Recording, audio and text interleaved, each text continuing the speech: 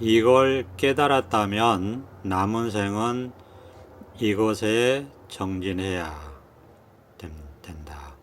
이걸 깨달았다면 남은 생은 이것에만 정진해야 된다. 이제 이거라고 하는 게 우리가 이제 마음을 가리킵니다. 마음이 뭐냐? 그럼 그냥 이것이다. 이렇게 얘기합니다. 마음이 뭐냐? 그러면 그냥 이것이다. 이건 이제 생각할 수 없죠. 이해할 수도 없고 생각할 수도 없고 다만 이렇게 깨달을 수만 있습니다. 마음이 뭐냐? 그럼 그냥 이것이다. 이렇게 깨달을 수만 있어요. 누구한테나 원천지의 눈앞에 다 드러나 있습니다. 그러니까 생각하지 않으면 생각 없이 깨닫는 겁니다. 생각 없이 문득 이걸 확인한다. 이걸 깨닫는다. 생각이 있으면 깨달을 수 없어요. 생각이 들어가면은 깨달을 수 없고, 깨달음은 원래부터 있었는데 우리가 왜 중생으로 살았느냐? 그 생각이 본래 성품을 뒤덮어서 생각이 본래 성품보다 앞서서 본래 성품을 가로막아 버리기 때문에 우리가 깨닫지를 못하고 중생의 습관대로 탐진치에 매몰돼서 살았던 겁니다. 그래서 중생이라고 이름을 붙인 거예요. 본래 깨달아 있어서 본래 부처입니다. 본래 부처이기 때문에 이제 그 뒤덮인 생각에서 한번 벗어나서 자기가 실제로 본래 부처인지를 다시 한번 깨달아야 돼요. 다시 한번 확인해야 된다 이겁니다. 우리가 본래 부처이기 때문에 이제 자기가 본래 부처임을 다시 한번 확인하고, 그래서 부처임이 다시 한번 깨달아지고 확인되면 이렇게 딱 드러나요. 부처 자리가 이렇게 드러난다 이겁니다. 부처 자리가 이렇게 드러나면 이제 여기서 이제 부처의 습관으로 살아가면 됩니다. 부처의 습관으로 살아가면 된다. 부처의 습관으로 살아가면 돼요. 그럼 부처의 습관으로 살아간다는 건 뭐냐? 생각하되 생각 없이 살아가는 겁니다. 말을 하되 말이 없이 살아가는 거예요. 행동을 하되 행동이 없이 살아가는 겁니다. 삶이 있되 삶이 없이 살아가는 거예요. 죽음이 있되 죽음이 없이 살아가는 거다. 이렇게 말할 수 있어요. 그러면 이거는 이제 이해할 수 없는 말이잖아요. 그러니까 이거는 깨달아야 된다. 자, 이거는 그래서 깨달아야 됩니다. 그런데 깨달아야 되는데 깨달으려면은 생각이 죽어야 된다 이거죠. 생각으로는 깨달을 수가 없어요. 그러니까 생각이 한번 죽어야지 이 깨달음이 드러난다. 이 밝은 광명이 드러난다. 이제 마치 태양이 항상 떠 있는데 우리가 이제 두꺼운 구름이 가려서 태양이 안 보이는 것처럼, 날씨가 흐린 것처럼 그렇게 딱 비유를 할 수 있어요. 그러니까 본래 우리가 밝은 광명으로 깨달아 있는데 이제 생각이라는 분별망상에 이 본래 빛이 가려져서 우리가 어둡게 탐진치에 찌들어서 산다 이런 얘기죠. 그래서 그거를 중생이라고 이름을 붙인 겁니다.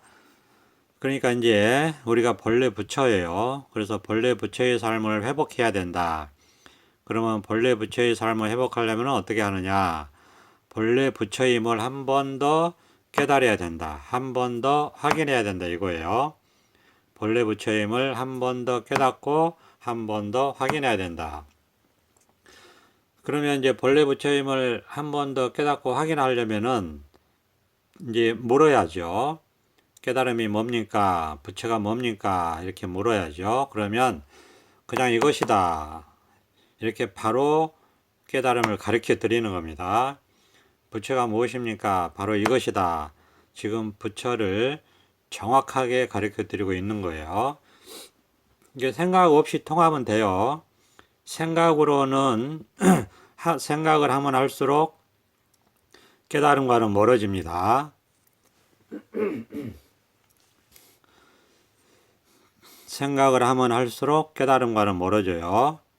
늘 끊임없이 말씀드리지만 깨달음은 소위 생각을 벗어나는 경험이다.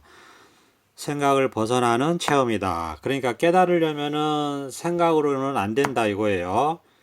그러니까 생각이 죽어야 되기 때문에 생각이 꽉 막혀야 됩니다. 그래서 생각이 꽉 막혀서 본래 성품이 드러나기에 직지로 바로 가르쳐 드리는 거예요. 이제 깨달음이 뭐냐? 그냥 이것입니다. 지금 바로 가르쳐 드리는 거예요. 깨달음이 뭐냐? 그냥 이것이에요. 부처가 뭡니까? 그냥 이것이에요. 바로 가르쳐 드리고 있는 겁니다.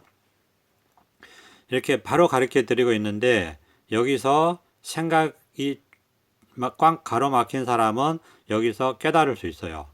근데 생각이 가로막히지 않는 분들은 깨달을 수 없어요. 왜? 생각으로 다시 나가버리잖아요. 그게 이제 새 나간다 그렇게 표현합니다. 생각으로 새 나간다. 생각으로 다시 나가버리기 때문에 깨달을 수 없죠. 그러니까 생각은 어떻게도 할 수 없이 죽어야 돼요.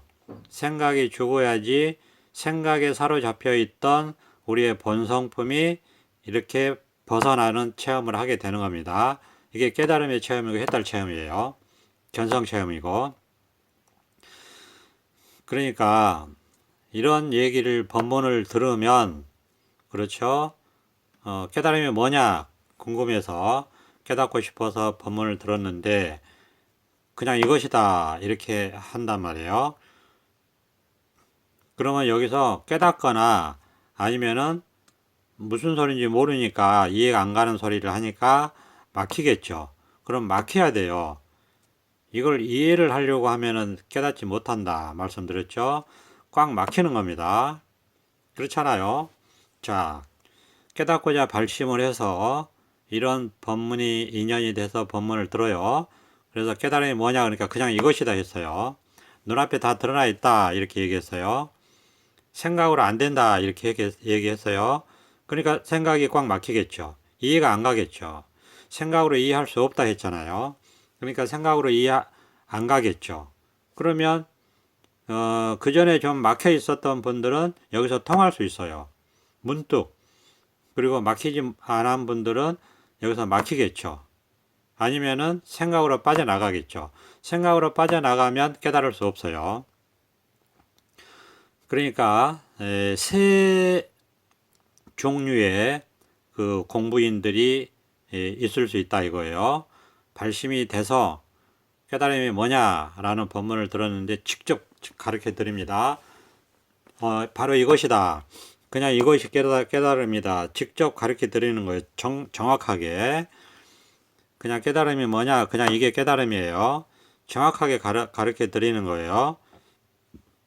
그런데 이 얘기를 듣고 막혀있던 분은 당장 여기서 깨달을 수 있고 막히지 않았던 분들은 이해가 안 가죠. 그러면 이해가 안 가는 채로 가면 됩니다.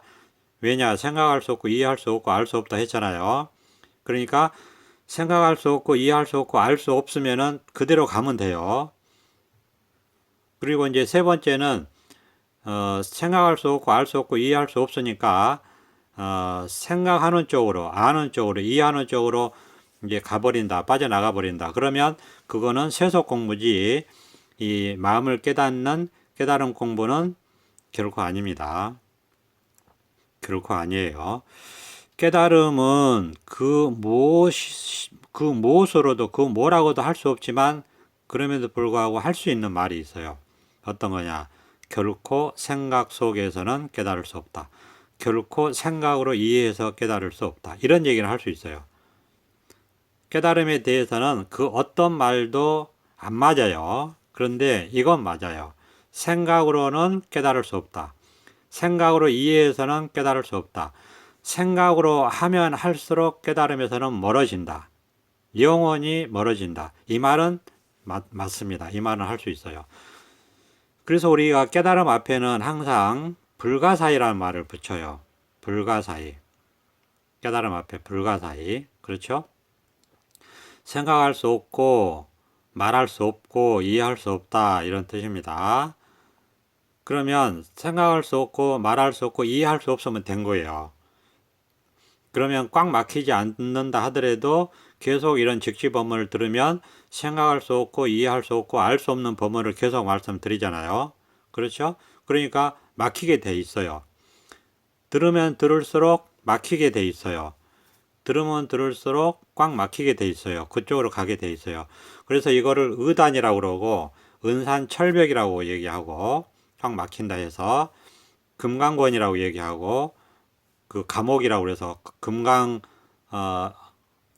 석으로 이렇게 둘러싸인 감옥, 깰 수 없는 감옥이라고 그래서 금강권이라고도 하고, 그러니까 꽉 막힌다는 얘기예요. 한마디로 벗어날 수 없다, 꽉 막힌다 이런 얘기예요. 그 다음에 율국봉이라고도 얘기해요. 밤송이가 목에 걸린 것처럼 어찌할 도리가 없다 이런 뜻이에요. 생각이 그렇다 이거예요. 생각은 꽉 막히고 죽고 생각이 어찌할 도리가 없고 그럴 때 이게 문득 깨달음이 온다 이겁니다. 그러니까 이런 상태가 될 때 두려울 수도 있어요. 그렇기 때문에 여기서 마치 당군 신화에서 그 호랑이가 버티지 못하고 동굴을 뛰쳐나가서 그냥 호랑이가 인간이 못된 것처럼 다시 태어나지 못한 거죠. 말하자면 비교하자면 그런 것처럼 꽉 막히게 되면 두려움이 올 수도 있습니다. 그리고 기본적으로 답답하고 뭐가 뭔지 모르겠고 도대체 깜깜하고 이런 심정이거든요. 그것이 일주일이 갈지 한 달이 갈지 알 수가 없기 때문에 깨달을 때까지 그렇게 가기 때문에 그 상태, 그 상황이 두렵고 답답하고 그래가지고 깨달음을 포기하는 사람이 태반이다 이거예요. 그걸 극복하지 못하면 깨달을 수 없다 이겁니다. 그러니까 깨달음이 쉬운 것만 아니에요. 극복을 해야지 깨달아요.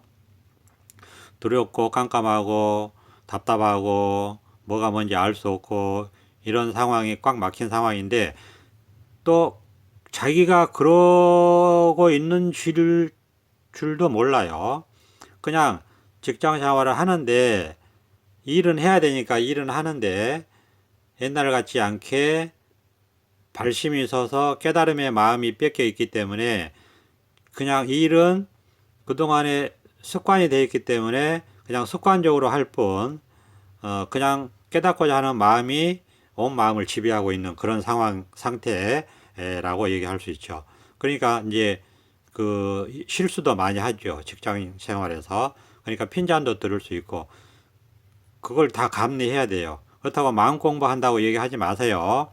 오히려 눈총 받으니까, 그냥 마음은 마음속에서 하는 거기 때문에 남들이 모르니까 그냥 혼자 조용히 마음 하면 되고, 어쨌든 꽉 막히는 그런 상황은 자기도 알 수가 없다. 그래서 깨달음은 자기도 모르게 문득 깨닫는 것이지 자기가 알고 깨닫는 그런 깨달음은 없어요. 그런 건 다 망상이에요.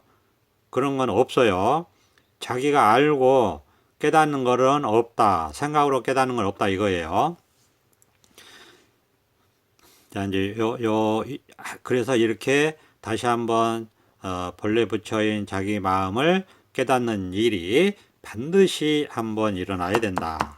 그냥 이것에서 한번 깨닫는 일이 있습니다.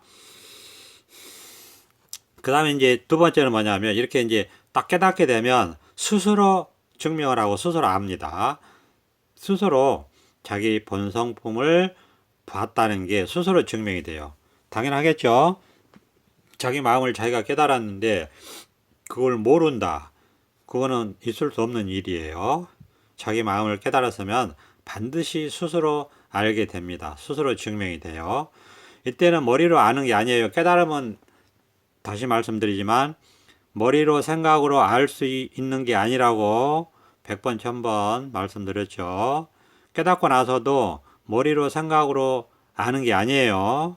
그렇게 아는 게 아니에요. 깨달으면. 깨닫고 나서도 아는 게 아닌데 안다고 표현하는 거는 자기가 깨달았다라는 거를 체험한다 이거 체험. 몸과 마음으로 와 닿아요. 머리로 아는 게 아니고. 그러니까 비유로 이런 말씀 드리잖아요. 물을 갈증이 막 나는데 실제로 물을 먹으면 갈증이 해소되잖아요. 그런 식으로 안다 이거예요.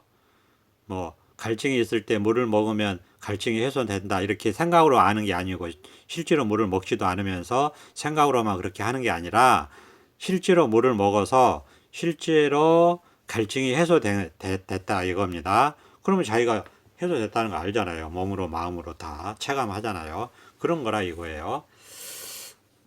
그래서 비유를 합니다. 이 생각이라고 하는 감옥에 갇혀 있다가 우리가 세속에서도 감옥에 갇혀 있다가 빠져나오면 자기가 감옥에서 빠져나온 거 알잖아요. 그거 모르면 바보죠. 그럴 수는 없죠. 예, 그런 것처럼 생각이라고 하는 이 분별망상에 갇혀 있다가 문득 생각이 죽고 깨어나서 깨달아서 이렇게 부처의 본래 성품이 딱 드러나면 자기가 스스로 체감하고 체험하고 경험해서 안다 이겁니다.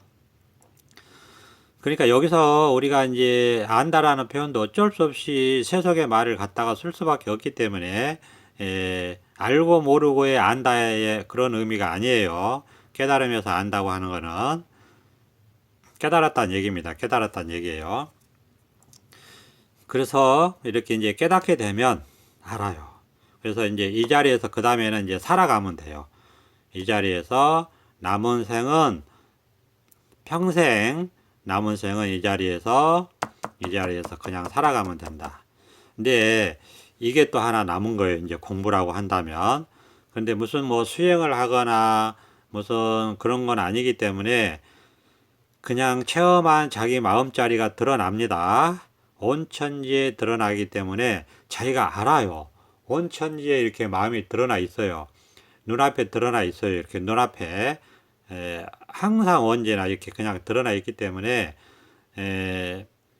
그 찾을 필요도 없고요. 온통 마음뿐이에요. 이게 딱 드러나 있기 때문에 이제 밝은 태양이 항상 떠 있는데 구름이 다 거친 청정한 맑은 하늘처럼 이렇게 온천지의 광명이 드러나 있습니다. 깨달음의 지혜, 광명이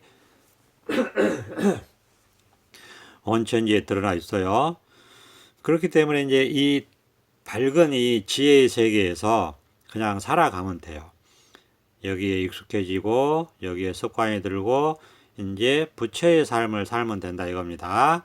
부처의 삶이라는 것은 생각을 하되 생각이 없는 삶이고 말을 하되 말이 없는 삶이고 행동을 하되 행동이 없는 삶이에요.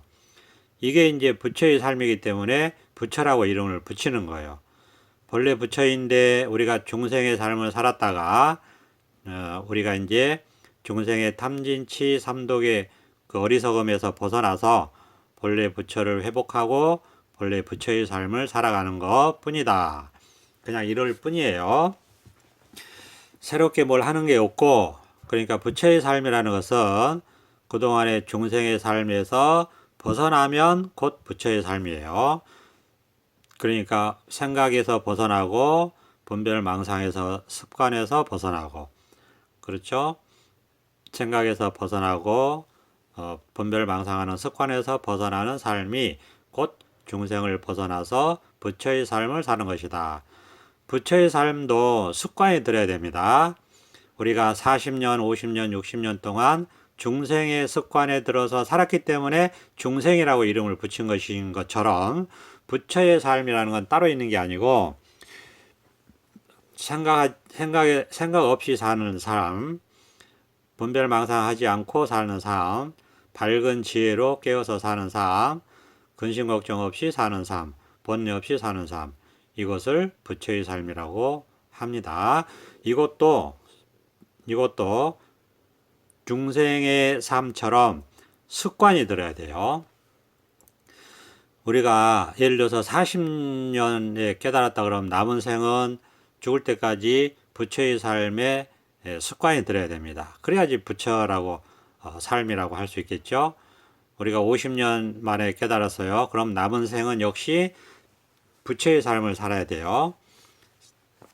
근심 없이 사는 능력 3, 근심 없이 사는 삶, 번뇌 없이 사는 삶, 생각을 벗어나서 사는 삶, 생각 없이 사는 삶. 지혜가 있기 때문에 생각 없이 살 수 있어요.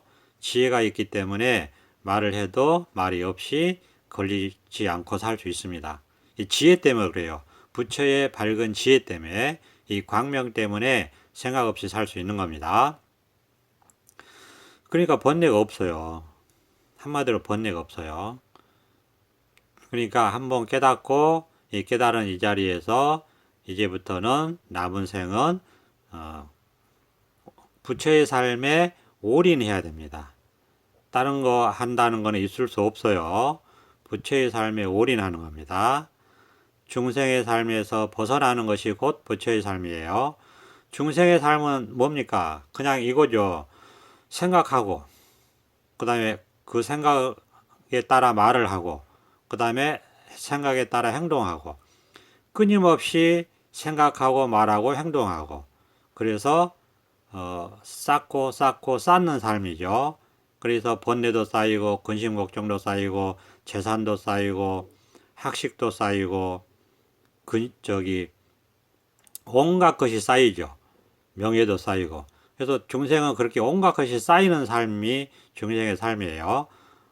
탐욕도 쌓이고 분노도 쌓이고 어리석음도 쌓이고. 그래 이게 번뇌투성이죠. 이제 부처의 삶은 그 반대예요. 그 반대로 그 모든 그 마음에 관련된 겁니다. 물질적인 그런 바깥 대상을 말하는 게 아니에요. 예를 들어서 탐욕도 마음의 탐욕. 그렇죠? 마음의 탐욕에서 벗어나고, 마음의 분노에서 자꾸 벗어나고, 생각에서 벗어나고, 그게 곧 어리석음에서 벗어나서 이 지혜로 살 수 있는 삶이 되는 거죠. 부처의 삶이. 생각에서 벗어나고, 말에서 벗어나고, 행동에서 벗어나고. 그렇죠? 그 마음의 탐욕의 재산에서 벗어나고, 마음의 탐욕의 권력에서 벗어나고, 명예에서 벗어나고, 아는 것에서 벗어나고. 아는 것에서 벗어나면 그 자리를 대신 지혜가 채워요. 밝은 광명이 채우기 때문에 아는 것이 없어서 번뇌가 없고, 그 대신 아는 것이 없어도 지혜가 있기 때문에 세상 사는데 아무런 문제와 걸림이 없습니다. 이게 깨달음의 능력 중에 하나예요.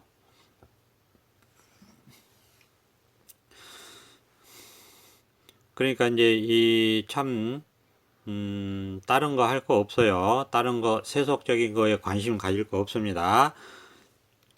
그 세속적인 거에 관심을 갖는다는 게 이미 마음에서 또 뭔가 있다는 거예요. 이게 공부가 완성이 돼야 되는데 그렇게 하면 공부가 완성 안 됩니다. 이 공부도요, 해보니까 벗어나는데도 오래 걸리고, 그리고 벗어나는 그 경험이 굉장한 경험입니다. 우리가 그동안에는 그 쌓고 쌓는 경험만 했잖아요. 근데 이 버리는 이 경험도 굉장히 큰 경험이고, 세상은 한 번도 경험해 보지 못한 신비한 경험이에요. 그러니까 우리가 이렇게 보면은 이게 세상에 있는 것 쪽으로만 계속 살았단 말이에요. 계속 뭔가 있는 줄 알았죠. 근데 그런 경험도 재미있어요. 그런데 비교할 수 없는 재미는 이 세상에 아무것도 없다라는 경험을 해가는 거. 야, 이거 굉장한 신비한 경험입니다.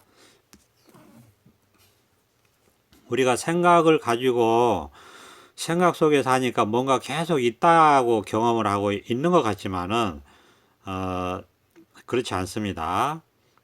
그게 다 그 허망한 망상이에요. 있는 게 아니에요.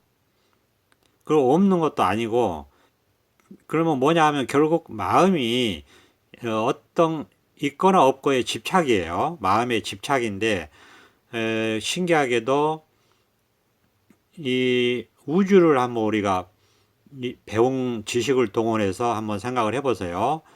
무한한 우주를, 엄청난 그 우주더라고요. 보니까 이 태양과 같은 별이 1000억 개가 넘게 있다고 하니까 우리 은하계 같은 게 상상 그런데요.